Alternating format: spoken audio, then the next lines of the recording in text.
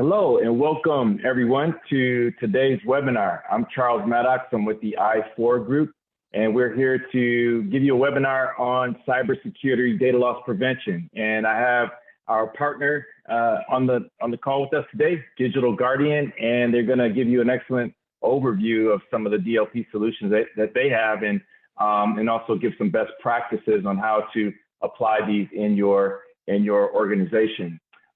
Again, my name is Charles Maddox with the I4 group. We are an enterprise transformation consulting group, digital transformation, and we specialize in agile project management, scaled agile framework, and also too, we offer some cybersecurity product solutions and DevSecOps solutions for our clients. And at this moment, I'll turn it over to Tim Bandos to introduce himself. Tim? Great, thanks. I appreciate that, Charles. How's everyone doing today? So yeah, today we're going to talk a little bit about migrating to new enterprise security solutions. Not necessarily a specific focus quite on DLP, but that could be a part of your enterprise stack. But really what we want to do is kind of keep it general and talk about some of the best practices as you look at the new solutions in the market. But just real quick, a little bit about myself. So I am the CISO for Digital Guardian. I run our risk and management compliance program. I do all the internal security monitoring, incident response. But I also run our managed security services. So that includes managed detection and response, data loss prevention. I help architect our EDR capabilities and do some sales enablement. But I'm happy to be on the call today and happy to look forward to meeting all of you guys. If you have any questions, please let us know at the end of the call. I also like to introduce Alex, who's on the call as well. He's with Digital Guardian. Alex, you want to introduce yourself?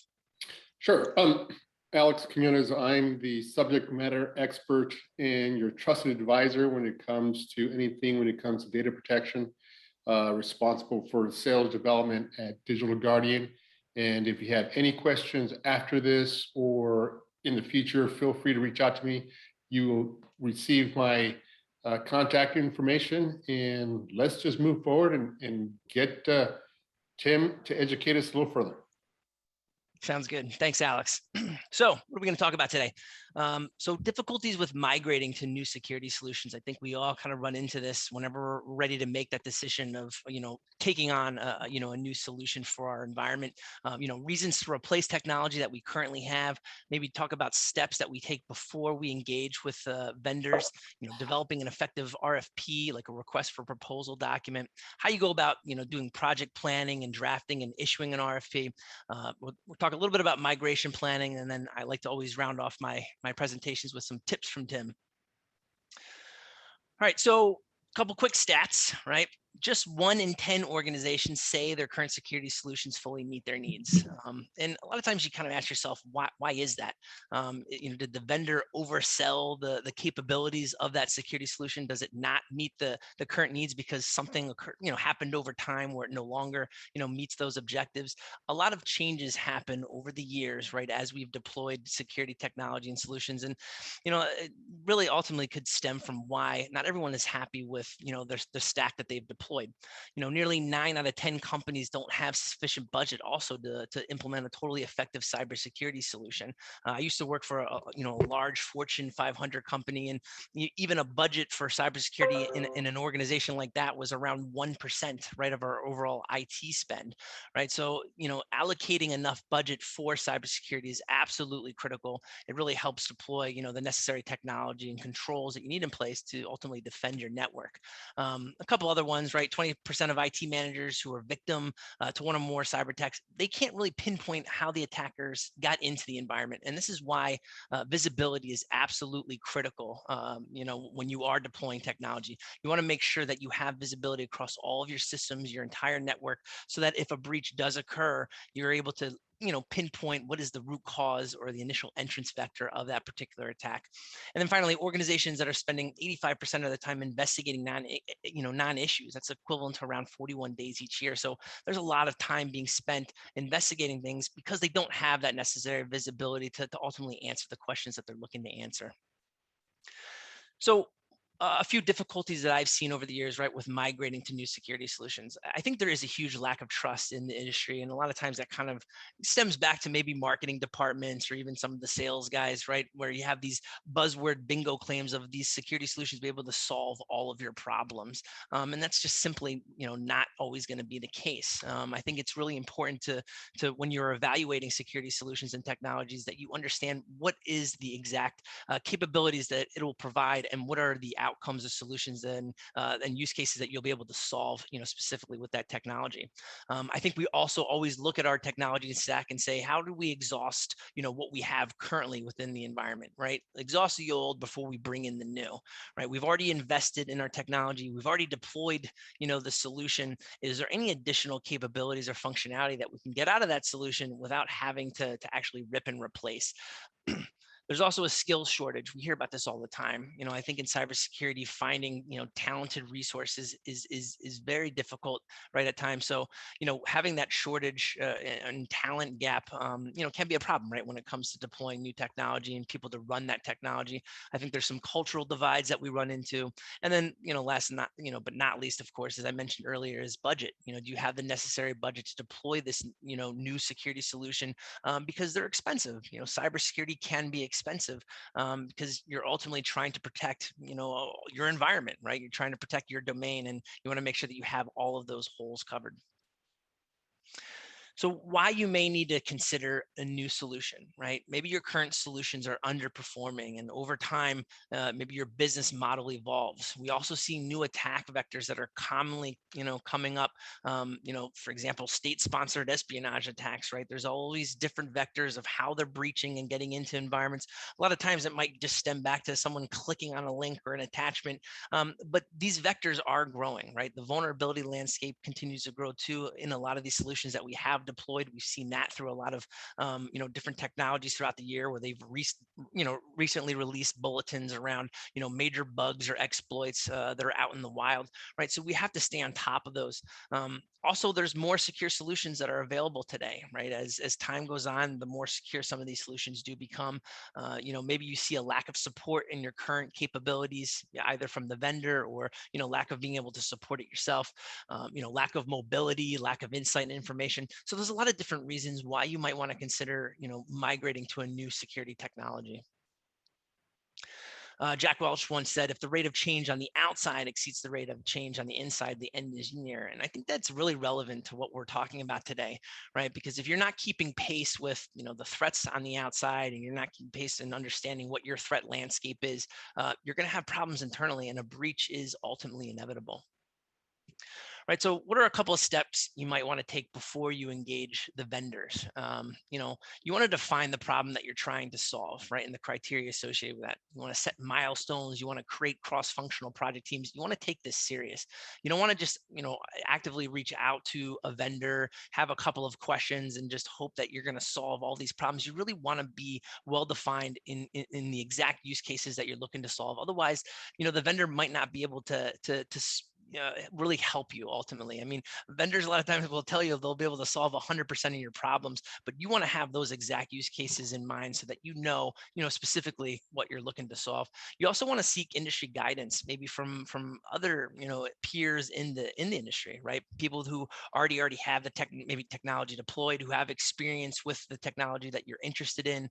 Any recommendations or pitfalls that they might have come across during their deployment, that could save you a ton of time and headaches and heartaches, right? Because ultimately you don't want to get in bed with, a vendor that ultimately doesn't perform with the security capabilities that you're looking for, internally.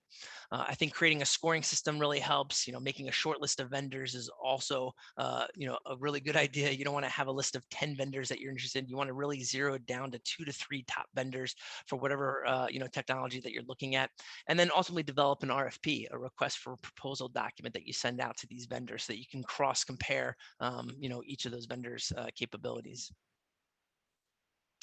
So what are the benefits of an RFP? I think they're, pretty straightforward, right? I mean, it helps organizationally need and forces you to define what your requirements are, right? It allows you to kind of cross compare, as I mentioned earlier, right? And it gets control of product demonstrations. It gets you to think about what is your ROI, your return on investment, and ultimately produces an organized selection methodology. You really need to be organized when you are actively, seeking out a technology, so you understand exactly what you're getting into. So this is what the RFP strategy process looks like, right? You're going to go through a project planning phase, you're going to draft an RFP, you're going to issue that RFP, and then you're going to review the proposals and ultimately award the contract. This quote, I don't know who actually said this, but it also seemed pretty relevant. Software selection is like painting a building, right? The real work is in the preparation and not the selection. And that's important, right? So you want to be prepared up front before you go about and select a technology. So in the project planning phase, as you're going about, you really want to outline the scope of your requirements, right? What are you looking to solve? And you want to align that to business strategy. You want to make sure that you have a seat at the table with the executives. And from a business perspective, you're looking to help also solve some of those problems and really relay, kind of that notion to upper management that these security solutions will also help protect, where the business is going from a strategic perspective, right? You want to make sure that you have a budget set, right? You have a timeline that's in place, and then the stakeholders are all there and they've reviewed and they're on the same page as you. And once again, having that scoring criteria can be very, critical, right? And ultimately determining what solution you want to go with, because then you can kind of cross compare and look at each solution, together side by side from a scoring perspective.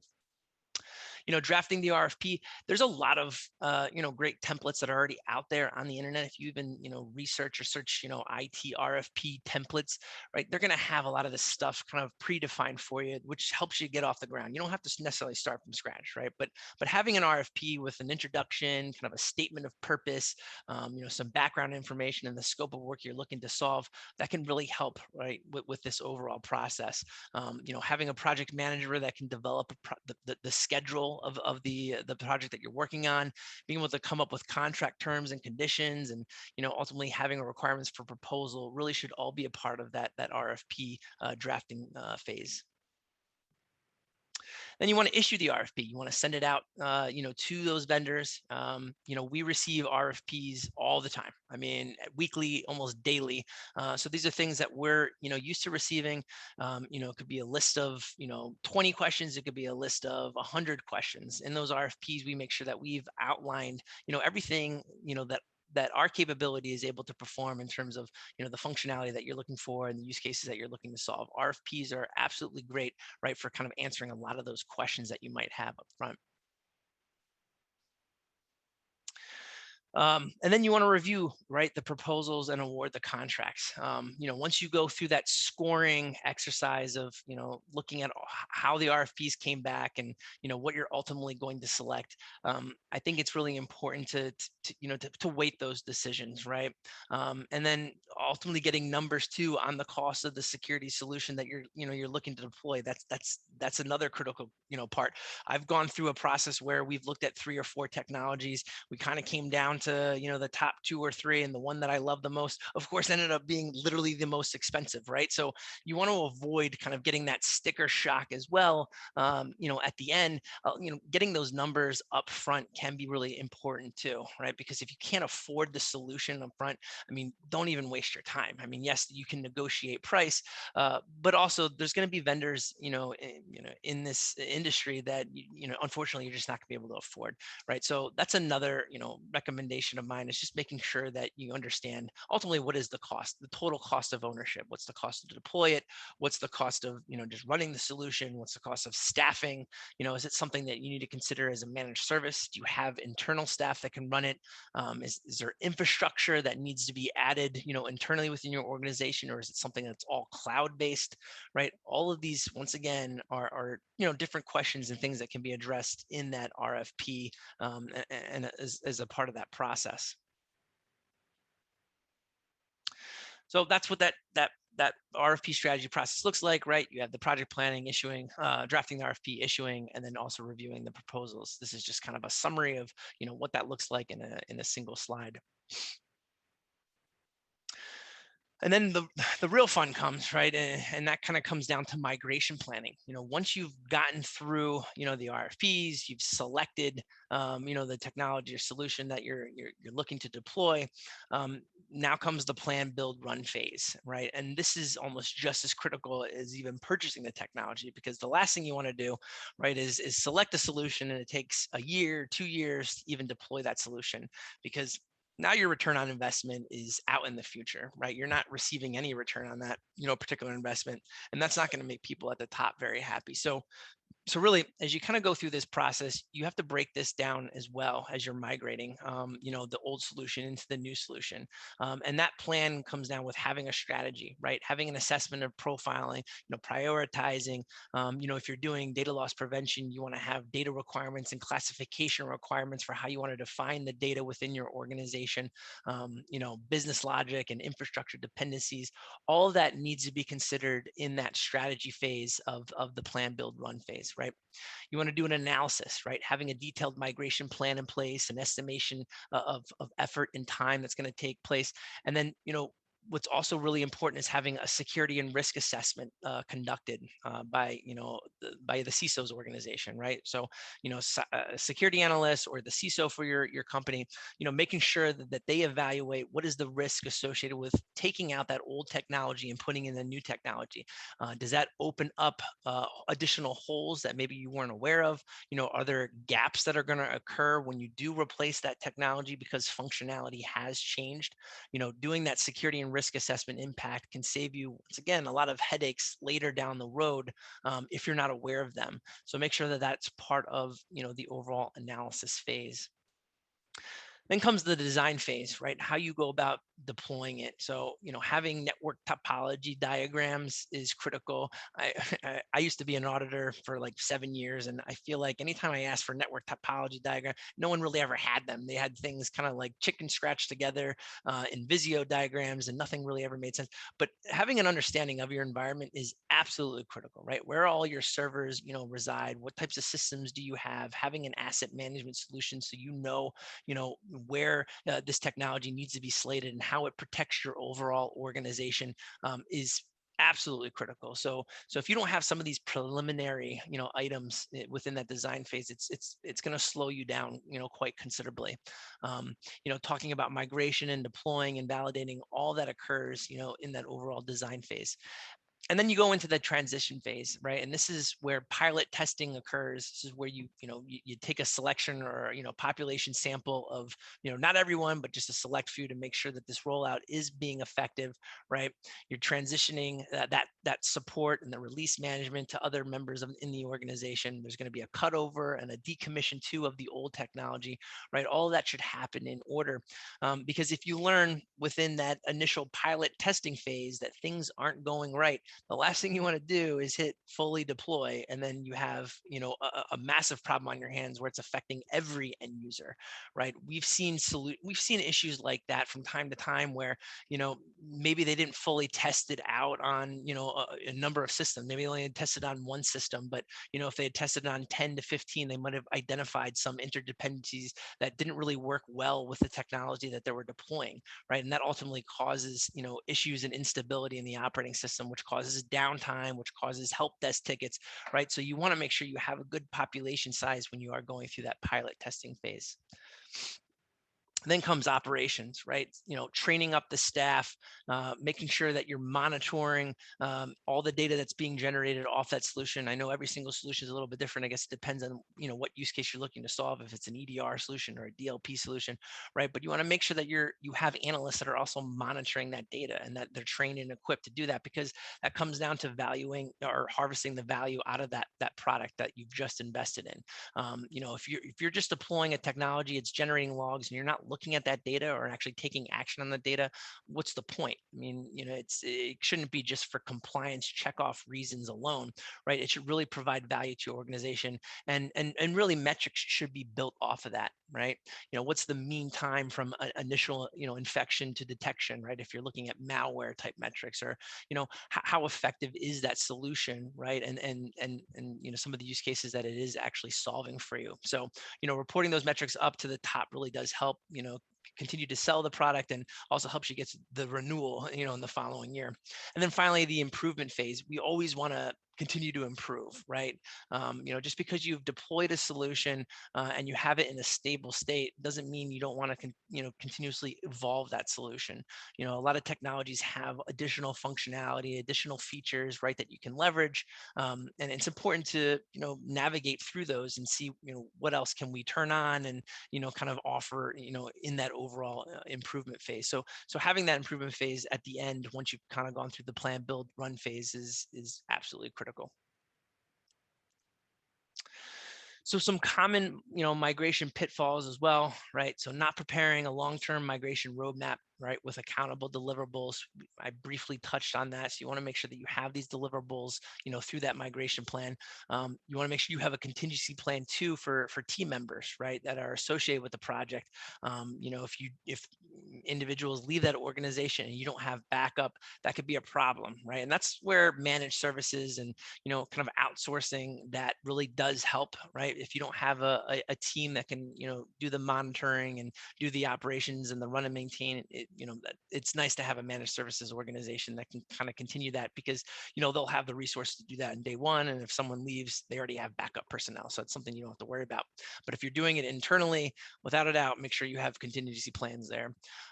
You want to also keep thorough documentation throughout that entire process. I mean, part of that is the contingency plan too. So if someone leaves and there's no documentation on the deployment or how this thing works, right, that's going to be a tough task for the next person stepping into those shoes, to kind of fill them. So make sure that you keep thorough documentation throughout that process. You want to test thoroughly, right? We mentioned that throughout each phase of the migration, and not involving in-house experts, even if migration is being handled by a vendor. Avoid that, right? You want to have people internal into the company be a part of that process, right? Because even if you're outsourcing it as a managed services, it really should be an extension of your internal team, right? In your internal security team or your internal ops team, so that you can work well with one another if something does happen, right? So it's important to develop those relationships too with your vendor, regardless of whether you're doing managed services or if you're, running it yourself. So just a couple quick, tips from Tim to kind of round this out. Enterprise security is not about deploying and maintaining tools. It's about, knowing how your business runs and what data and apps are vital to your customers, right? While also fostering a strong risk management strategy to protect those assets. Having a ton of market leading security tools is not going to make your environment secure. Now, I mentioned this earlier. You can spend millions and millions of dollars on security technology, but if you have one user that clicks on a stupid link, right, or an attachment, that's all it takes, right, for the threat actor to get in through the back door. I mean, I've seen this countless of times. I would say 80% of our incident response investigations leads back to someone clicking on a link.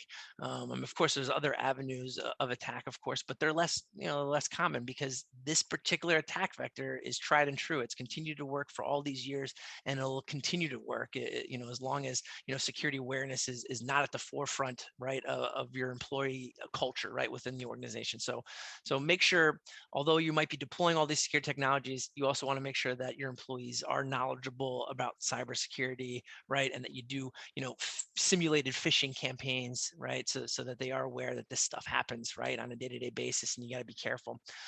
Use conferences and exhibitions that you attend intelligently. I think, this industry is great. It's got a lot of smart individuals, but developing those relationships can be absolutely critical for you. I mean, especially like in the threat intelligence spaces or any of those, right? Like sharing intel and sharing your best practices, that really helps you and your own organization as well, become better and improve, right? So anytime I go to any of these conferences, Black Hat, DEF CON, RSA, network as much as you can, LinkedIn, with these individuals, stay connected with them, because you never know, when your paths are going to cross, or when you might need to reach out asking for, some information.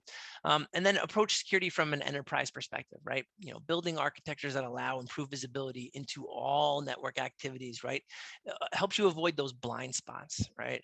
I used to have a CIO or a CTO that said, I'm not going to peanut butter and jelly cybersecurity controls, Tim. That's all he ever said to me. I'm not going to peanut butter and jelly. I'm not going to put it everywhere. I'm just going to put it on, like my most critical assets. But the problem with that mentality was it's not necessarily the most critical assets where threat actors were getting into. It was the things that were, overlooked, like the development environment. It was, the employee laptops not having the right visibility there, right? You need to make sure that you do have complete visibility across your entire scope. Otherwise, you're going to miss that. They're going to laterally move to those high risk assets, but once they're in the environment, right? And they can establish a foothold. So it is important to avoid having any of those blind spots within your organization. So that kind of talks a little bit about, right, migrating onto new solutions from older solutions. I do just want to quickly, discuss what we do as an organization, as a company. Digital Guardian, we've been around for quite some time now, since early 2002. We're a unified data protection platform, right? And we cover these 5 pillars, right? Data discovery, data classification, data loss prevention, endpoint detection and response, and then cloud data protection. And we have all of this data that runs up into what we call our analytics and reporting cloud. It's this big, massive, Hadoop Elasticsearch backend that allows you to conduct threat hunting, right? Pivot across vast amounts of information in order to solve problems, right-click functionality in order to, respond to an attack or respond to maybe someone taking information or blocking on that sort of behavior, right? So our platform, we look at it as, a truly an ultimate, data protection platform that can solve all those needs in terms of, identifying where your most, risky assets reside and classifying that information, and then wrapping controls around that data. So that pretty much wraps it up for me from a slides perspective. Are there any questions at all on the call? I'll be more than happy to answer them. And Alex as well, feel free to join in.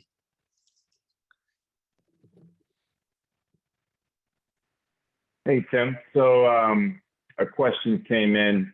Can Digital Guardian assist in the RFP process? Can Digital Guardian assist? Yep. In the RFP process. Alex, go ahead, buddy. Go ahead. Yeah, okay. I say this only because if you say it yourself, it's not important. But Tim has actually put together a white paper, an ebook, on how to step-by-step put an RFP process, an RFP together, all the way from gathering your requirements to that site selection. Everything he talked about earlier is actually available on our website as an ebook. The nice thing about it is that in conjunction with I4 and us, we can help you identify where you have the weak points in your attack surface, where you want to increase your security posture within your cybersecurity environment.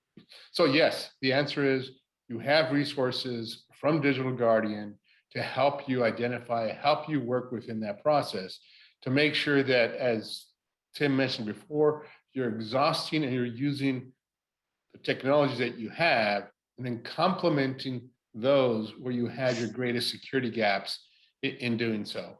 And as part of that, we want to make sure that we look at your entire landscape of where you have potential, what we call insider threat or outsider threat potential leak points. And it typically leads to a point is who's looking at your data and who's moving your data. So from a standpoint of our architecture, where we can look at what data is going or data in motion, we can look at that data and say that's sensitive and needs to be treated in this fashion. From the endpoint, where all the endpoint data originates, we can then help you identify how to prioritize where you want your data to go, whether it should be classified or whether it should be sensitive or should be public. So there are different components within that environment that we can help you with. Very long answer to a very short question. Go ahead. I have one other question.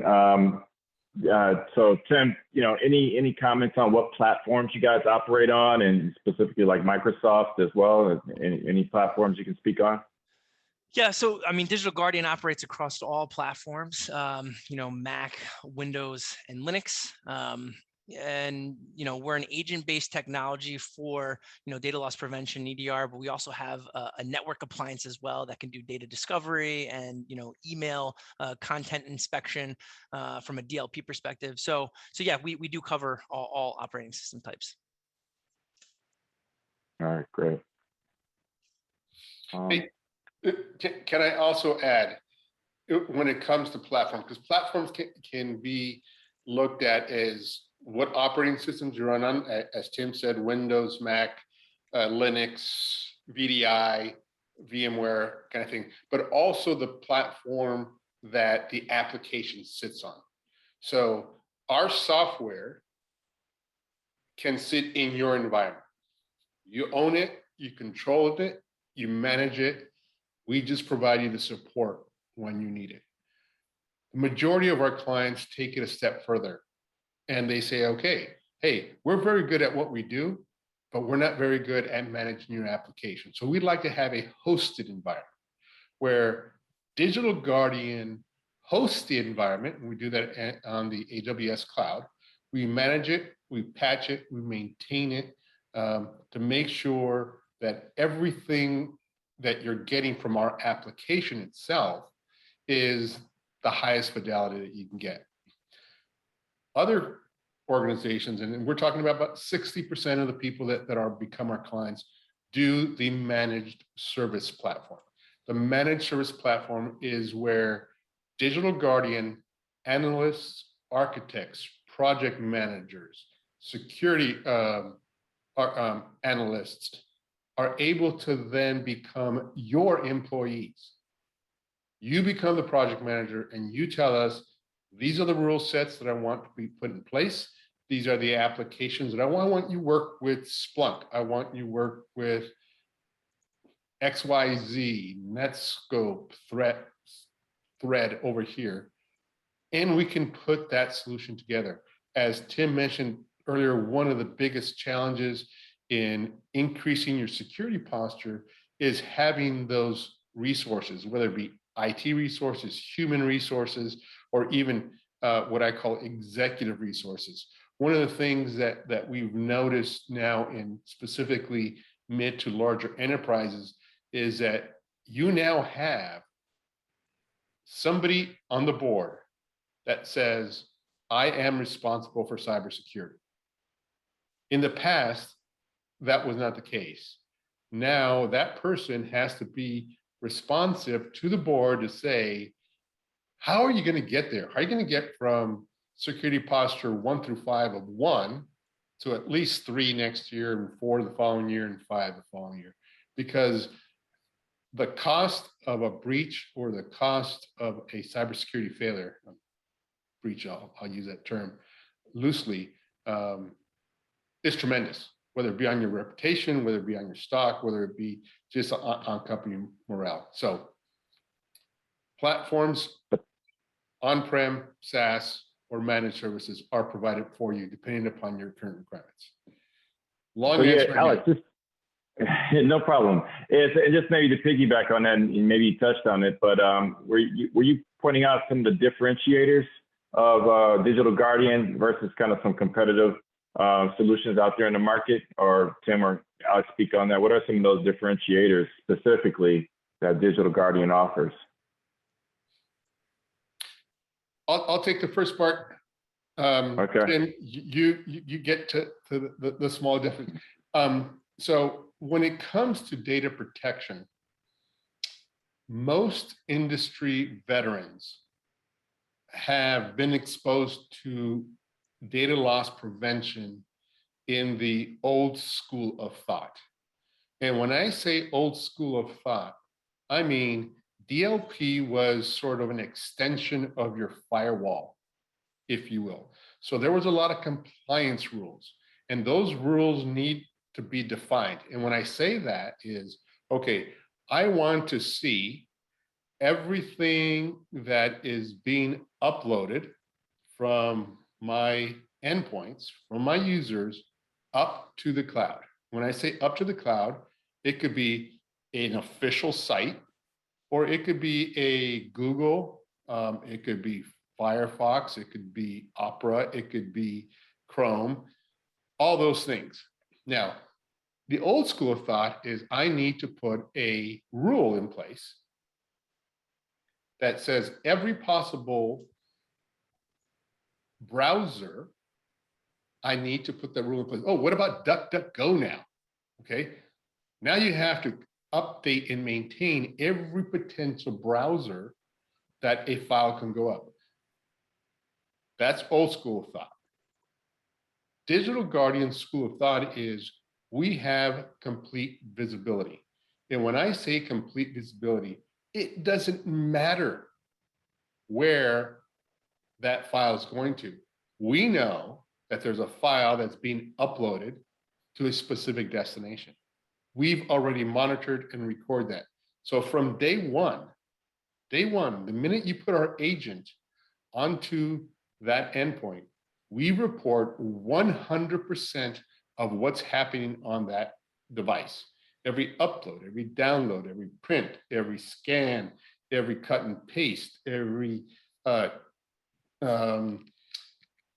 copy to USB or DVD or print job.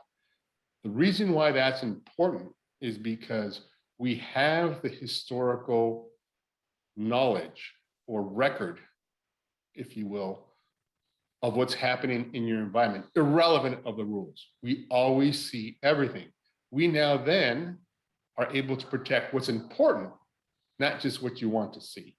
And so what really is important when it comes to a differentiator is, as an example,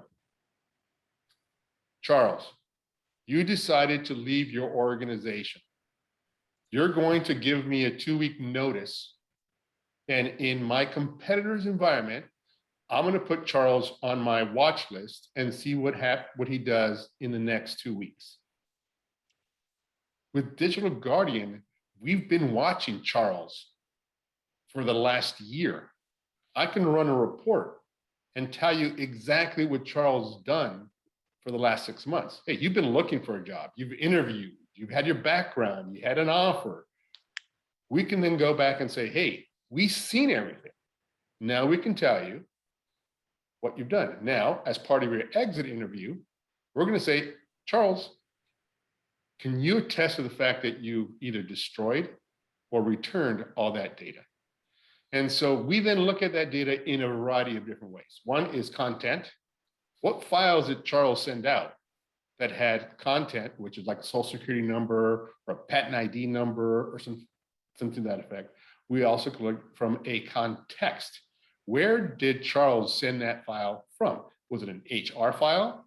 Was it a source code file? Was it from a legal file? So not only do we have the content, but we also have the context.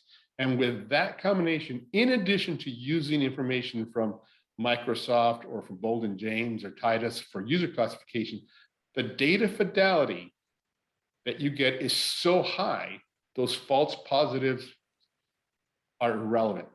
We give you true data that you need to keep that risk level down.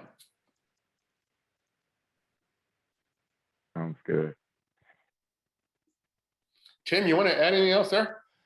Yeah, I mean, that was good. The one thing I would only add, and this is what I think I love the most about our technology, is we're the only solution that offers not only DLP, but also this EDR, capability. So, protecting data not only from insider threats, but also external cyber threats, malware, exfiltrating data over, DNS protocols, things that are, not typically, not typical functionality that you'd find in a DLP solution, right? So it's nice to have a single solution, a single agent, right, that can do and have all of these different capabilities, right, in terms of protecting the endpoint, but also more importantly, protecting, your most sensitive asset, your data. Got it. Another kind of follow-up question to that, and maybe that's kind of piggybacking on that, is that unstructured data. How do you kind of discover and manage unstructured data with this solution? Thoughts on that? Tim, you want to take that? Oh, that's your realm, Alex. All right. So, no worries. So when you look at data, you have to look at it in two ways. One is data at rest. So that data at rest is going to be, and if you look at the slide there, the bottom right-hand corner is data that is either in the cloud at your SharePoint, your OneDrive, your Box, Ignite, okay, or even your shares or your network attack storage. So we can look at that and say, okay, how do we identify where there is potential data that can be quote, quote, leaked? And the reason for that is in most organizations, as they've developed their storage strategy, if you will, have been very liberal on where they put that storage. So for example, I'm an accountant at XYZ company. I'm going to be doing work for ABC company. So I'm going to put their books, and I'm going to see books and their P&L, whatever the case may be, a sensitive account data, into my OneDrive so I can go home and then work out of that OneDrive. Very sensitive data that is available out there. So how we're able to deal with structured and unstructured data is the fact that our network appliance will go out and do data discovery on files, whether it be in the cloud or whether it be on-prem, and say, by the way, based upon the classification rules that we've set up during the initial setup stage, I noticed that that file has 50 of our account numbers, 50 names, 50 social security numbers, 50 emails, 50 phone numbers, and 50 addresses. Based upon that, I'm going to classify that as sensitive. And based upon the rules that you told me to put together, I'm going to take that sensitive data, move it from where it's at, whether it be on the cloud or on-prem, into a secure server. But I'm not going to leave you high and dry. I'm going to put a little cookie crumb that says, if you come look for this data, it's over here, but it's under a secure server. And we're going to treat that data securely so that from any point thereon, if you try to move that data or quote unquote work from home with that data, it is either encrypted or is either secured in a fashion that can't be exposed to the public. That's data at rest from the unstructured data. Data in motion, that is something that you're taking from, I'm looking at your ERP system, your SAP financial system. I've got the screen up front. I got your most sensitive clients. I took a screenshot, put it into an email and send it out. Data in motion on that. Because it's sensitive data, because the screen that was up was confidential, I will prevent you from copying that unstructured data out so that we make sure that that sensitive data never leaves. Got it. Thank you for that. Yeah, I'm not seeing any other questions coming through the chat. Any questions, LinkedIn Live community, if you guys want to put something in the chat, please do so. Otherwise, we're kind of getting ready to wrap up here. Any other kind of final comments, Tim and Alex, that you guys want to give the audience here in attendance and the recorded audience for viewing later? Yeah, no, I mean, I appreciate the time. I appreciate everyone, joining the call. I do want to just at least leave Alex's contact information. If you guys have any additional questions, feel free to reach out to him via email or even his mobile device. He probably doesn't want me giving that out, but there it is, right? If you have any questions, that's what he's here for. But no, I definitely appreciate everyone's attendance here. Thank you. Any last words, Alex, before we close out for the day? Go ahead. I can't reiterate enough what Tim said. We're here to help. We literally help thousands of organizations from the first steps of trying to understand, where am I at risk? What tools and solutions do I need to prioritize in? The biggest challenges that we see with most security leaders, whether it be a CISO or whether it be CIO or the security department, is where do I prioritize my time? Second is, where do I prioritize my dollars? That being said, the process that we had just discussed in the beginning of this webinar makes sense of how do I then prioritize what requirements that I have? Where do I put that into an RFP? Can somebody come help me and say, that is a great solution, but you're not optimizing it? Or who sold you that kind of thing? The whole point is we're here to help. We've got hundreds of engineers and resources throughout the world to be able to sit down with you, whether you need 30 minutes or 30 hours to help you out. So feel free to reach out and we'd be glad to help you any way we can. All right. Well, thank you so much, I guess, host Digital Guardian. I appreciate your time and excellent webinar, excellent education for those in attendance and for, again, for the future recorded sessions that I'm sure a lot of people will also listen to. So yes, please reach out, and also reach out to the I4 group as well. If you can't get a hold of Alex, we'll connect you with them as well. And yeah, we enjoyed you attending today's webinar, and please look forward to future webinars coming every month. And so look at our calendar, and we're happy to see you guys again. With that said, thank you guys so much. Thanks, Tim. Thanks, Alex, and everyone out there in LinkedIn and in our webinar. Have a great day. Thank you so much. Thank you, I4 Group. Okay. Thank you.